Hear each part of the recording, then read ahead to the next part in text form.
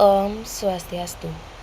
Perkenalkan, nama saya Niputu Sinta Purnama Dewi dari kelas 8B nomor absen 29.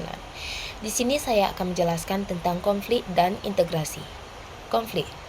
Konflik adalah suatu situasi di mana terdapat perbedaan pendapat, kepentingan, atau nilai-nilai antara individu, kelompok, atau organisasi yang dapat menyebabkan ketegangan, pertentangan, atau bahkan kekerasan.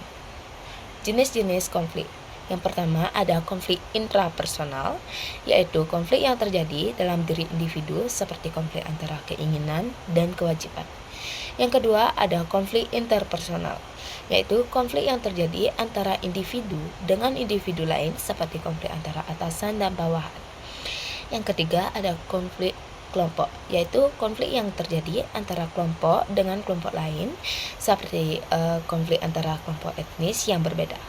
Yang keempat ada konflik organisasi, yaitu konflik yang terjadi antara organisasi dengan organisasi lain seperti konflik antara perusahaan dan serikat buruh. Dampak konflik. Yang pertama ada konflik dapat menyebabkan kerusakan hubungan antara individu, kelompok, atau organisasi.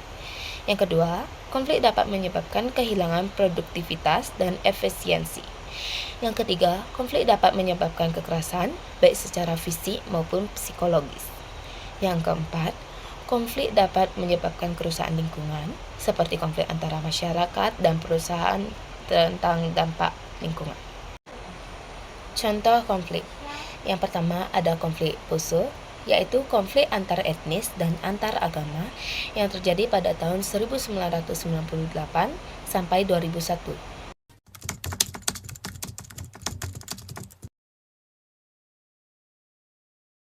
Kerusuhan Poso terjadi pada 25 Desember 1998 sampai 20 Desember 2001.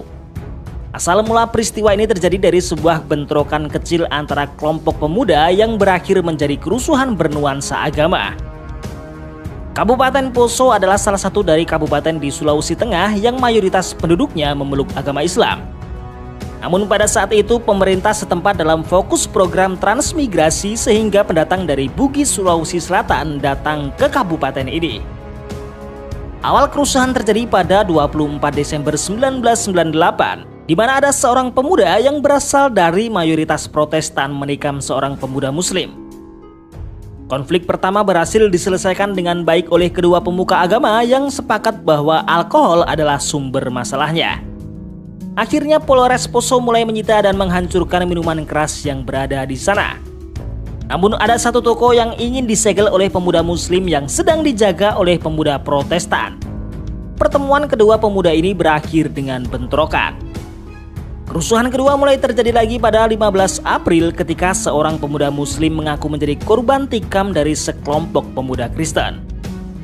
Pihak Muslim yang tak terima langsung membalas hingga akhirnya kerusuhan antar agama pun terjadi.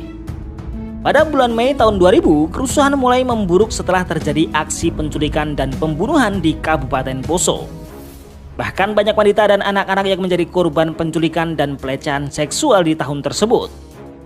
Konflik ini akhirnya berakhir pada 20 Desember 2001 dengan perjanjian damai antara pihak Kristen dan Islam dengan menandatangani perjanjian deklarasi Malino.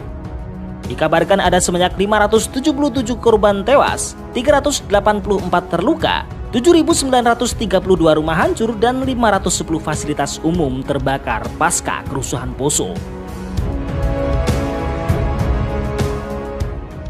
Yang kedua ada konflik Aceh, yaitu konflik separatis yang terjadi antara tahun 1976 sampai 2005. Gerakan Aceh Merdeka atau dikenal juga sebagai GAM, adalah gerakan separatis yang berjuang untuk kemerdekaan Provinsi Aceh di Indonesia. Gerakan ini memiliki akar sejarah dan faktor-faktor yang kompleks yang mempengaruhi perjuangan mereka. Beberapa penyebab utama dari gerakan Aceh Merdeka adalah: penyebab pertama adalah aspek sejarah dan identitas. Aceh memiliki sejarah yang panjang sebagai kerajaan dan pusat perdagangan di Asia Tenggara. Identitas Aceh yang kuat dan sejarah perjuangan melawan penjajahan, terutama penjajahan Belanda. Penyebab yang kedua adalah otonomi yang terbatas. Setelah Indonesia merdeka, Aceh merasa bahwa pemerintahan pusat tidak memberikan cukup otonomi kepada mereka. Beberapa kalangan di Aceh merasa bahwa hak-hak mereka sebagai daerah otonom terbatas oleh pemerintah pusat. Penyebab yang ketiga adalah Aceh kaya akan sumber daya alam terutama minyak dan gas bumi. Namun pendapatan dari sumber daya ini dianggap oleh sebagian orang Aceh tidak cukup diuntungkan bagi provinsi tersebut. Penyebab yang keempat adalah politik sentralisasi. Beberapa kelompok di Aceh merasa bahwa politik sentralisasi pemerintahan pusat di Jakarta telah merugikan mereka. Mereka percaya bahwa pemerintah pusat tidak cukup memperhatikan kebutuhan dan aspirasi khusus Aceh. Penyebab yang keempat adalah agama dan budaya. Aceh memiliki mayoritas penduduk yang menganut agama Islam dengan sangat kuat. Beberapa kelompok di Aceh merasa bahwa Islam dan adat istiadat mereka terancam oleh pemerintah pusat yang dianggap kurang mendukung nilai-nilai dan kebijakan yang sesuai dengan budaya mereka. Dengan kombinasi faktor-faktor ini, Gerakan Aceh Merdeka terbentuk dan memulai perjuangan bersenjata pada tahun 1976. Pada akhirnya, pada tahun 2006, kesepakatan damai ditandatangani dan GAM membubarkan diri. Aceh sekarang memiliki status otonomi khusus dalam kerangka Negara Kesatuan Republik Indonesia. Yang ketiga ada kerusuhan Mei 1998, yaitu konflik sosial yang dipicu oleh ketidakpuasan terhadap pemerintahan pada masa itu. Kisah-kisah pilu kerusuhan Mei 1998.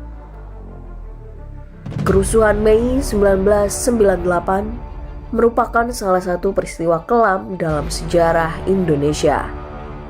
Saat itu kerusuhan Mei 1998 muncul setelah penembakan terhadap 4 mahasiswa Trisakti. Dilansir dari kompas.com, menurut tim gabungan pencari fakta, setidaknya ada 1.000 orang meninggal karena kerusuhan Mei ini. Berikut adalah rangkuman kisah-kisah memilukan kerusuhan Mei 1998.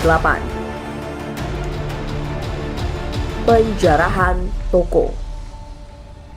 Pada saat kerusuhan, terjadi aksi penjarahan toko oleh massa yang mengamuk.